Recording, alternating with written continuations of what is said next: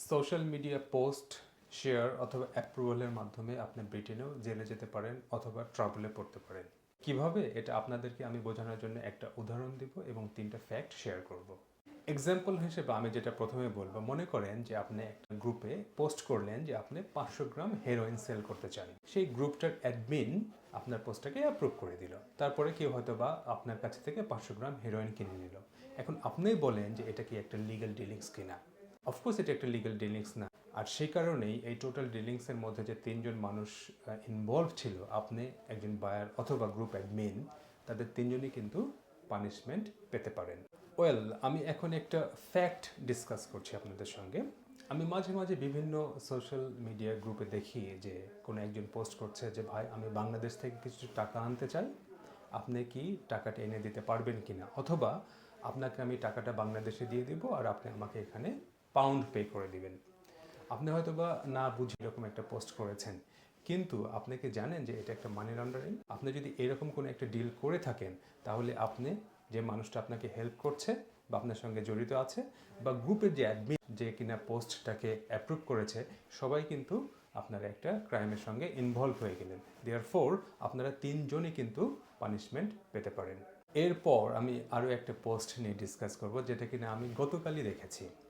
ওখানে বিষয়টা এরকম যে একজন বলছে যে আমি এদেশে আছি, আমার ফ্রান্সে বা ইউরোপে যাওয়ার কোনো ভিসা নাই, তো কেউ আমাকে ইলিগালি ফ্রান্সে বা ইউরোপে যাওয়ার জন্য হেল্প করতে পারবেন কিনা। চিন্তা করে দেখেন যে এটা কী ধরনের একটা dangerous post.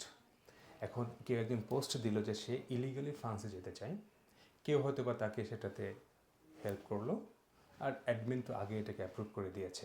So this is a clear example of human trafficking. আপনারা জানেন বা না জানেন, এই 3জন মানুষই কিন্তু একটা হিউম্যান ট্রাফিকিংয়ের অপরাধ করে বসলো, এবং এটার জন্য তারা সিভিয়ার কনসিকুয়েন্স ভোগ করতে পারে। আপনারা কখনোই মনে করবেন না এদেশের ল অ্যান্ড অর্ডার কোনো সোশ্যাল মিডিয়া প্ল্যাটফর্মকে মনিটর করছে না।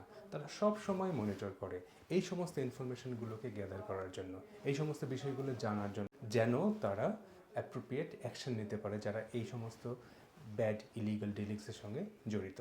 আরও একটা বিষয় ডেঞ্জারাস, যেটা হচ্ছে কিনা সোশ্যাল মিডিয়াতে গুজব ছড়ানো। আপনি হয়তো বা জেনে থাকবেন যে রিসেন্টলি ইউকেতে যে রায়টটা হয়ে গেল, এটার মেন কারণটা কিন্তু ছিল একটা গুজব ছড়ানো। কেউ একজন সোশ্যাল মিডিয়াতে গুজব ছড়িয়ে দেয় এবং সেটা কিন্তু একটা বিশাল রায়টে পরিণত হয়ে যায়। পুলিশ কিন্তু যারা গুজবটা ছড়িয়েছে তাদের বিরুদ্ধে কিন্তু অ্যাপ্রোপ্রিয়েট ব্যবস্থা নিচ্ছে, তারা তাদেরকে অ্যারেস্ট করছে, এবং কিভাবে পানিশ করা যায় তারা কিন্তু সেই লিগ্যাল প্রসিডিংসটা শুরু করে দিয়েছে। সো অ্যাট দ্য এন্ড আমি আপনাদেরকে যেটা বলতে চাই সেটা হচ্ছে, সোশ্যাল মিডিয়াতে কোনো কিছু পোস্ট করার আগে অথবা শেয়ার করার আগে অথবা অ্যাপ্রুভ করার আগে একটু চিন্তা করবেন। এমন কিছু করবেন না যেটাতে নিজে বা অন্য কেউ বিপদে পড়তে পারে। মনে রাখবেন, ignorance of law is not an excuse to avoid any মিসডুইং।